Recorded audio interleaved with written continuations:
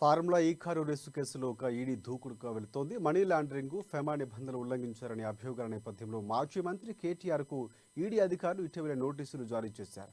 ఈ మేరకు జనవరి 7వ తేదీన విచారణకు హాజరు కావాలంటే ఆ నోటీసులో పేర్కొన్నారు.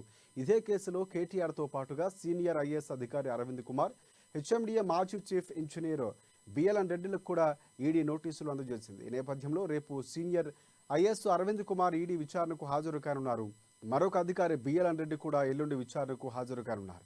వాళ్ళు ఇచ్చే స్టేట్మెంట్ ఆధారంగానే కేటీఆర్ పై చర్యలు తీసుకునే ఛాన్స్ ఉండటంతో వాళ్ళు ఏం చెబుతారా అనే టెన్షన్ ఇక బీఆర్ఎస్ శ్రేణుల్లో నెలకొంది.